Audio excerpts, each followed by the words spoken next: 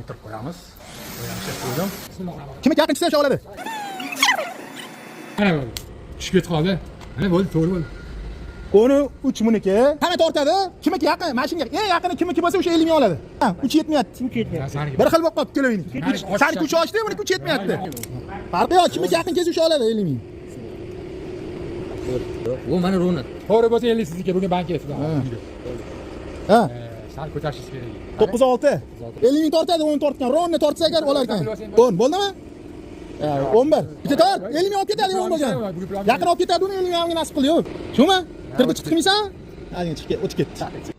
Nima o'tib ketsa-chi? Yo'q, ronni. Ha, men farqi yo'q, metrga qarab tortib turing, menga qaramang. Shundaymi? Ya, kam qilib qolsiz. 10. 9.5. Shogird ko'tyapti 50 ming shogirdga.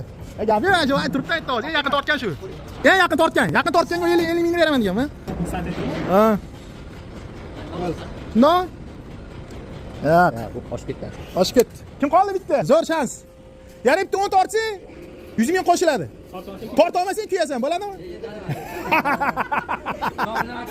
Kimni oladi, deb? Ol 50 mingni. Sangi ber.